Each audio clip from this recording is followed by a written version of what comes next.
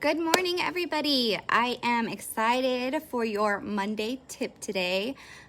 We've talked about black and white thinking a few times because it often pops up with challenges for weight loss. If you tend to be a black and white thinker, then these things happen. So today's topic is around food, and this was inspired by a client who will definitely admit that she does a lot of black and white thinking. And one of the ways that this expresses itself is that she thinks about food and labels food as good and bad.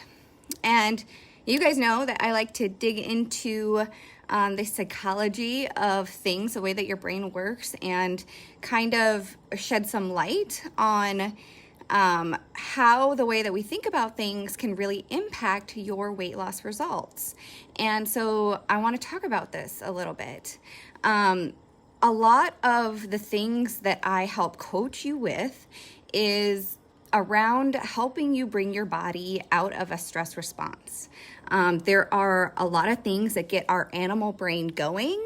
And when that happens, weight loss becomes secondary, right? When our bodies are in a stress response, they do not want to drop fat. It's just not a primary goal. And so how this relates when we're talking about black and white thinking and labeling food as good and bad is that when you label certain foods as bad in your brain, that equates as unsafe, right? Bad is unsafe, it's dangerous, we want to stay away from it. It's like the enemy, okay? We've made food, whatever we're labeling as bad, we have made it the enemy in our brains. And the thing is, most of these things we're not going to be able to avoid all of the time, right? So what happens when you are presented with your enemy?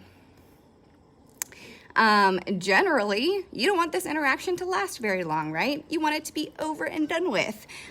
So this is when the binging comes in. When you label certain foods as the enemy, it becomes really hard for you to stay present in your body when you have them, because you don't want to hang out with your enemy who wants to sit there and hang out with somebody who's trying to harm you, right? And that's how we have, when we label this food as bad, dangerous, right?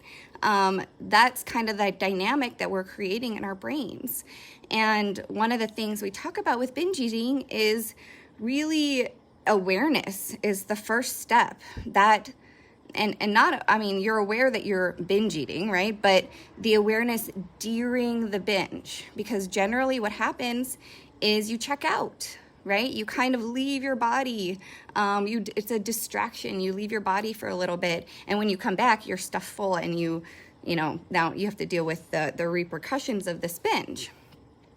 Well, if we can put foods more into a gray area, right, and stop thinking about them as good and bad, black and white, then we can help create a little bit more peace around them, right? We're not as likely to check out as quickly because these things are no longer dangerous to us. It's okay if they're around, right? We don't have to be scared, right? We don't, if you identify as being not scared around food, but if you get nervous when you know you're going to be around food that you didn't prepare, you don't know what's in it, you know that there are going to be a lot of temptations, then chances are you are doing some black and white thinking around this and creating a dynamic where this food is the enemy.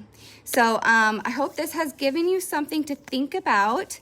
I am taking clients right now, so if you are interested in working with me, I really like to have conversations with my clients or my prospective clients, so shoot me a DM and we'll see if we're a good fit. So that's it for today. I hope you have an awesome one. I will catch you guys next week.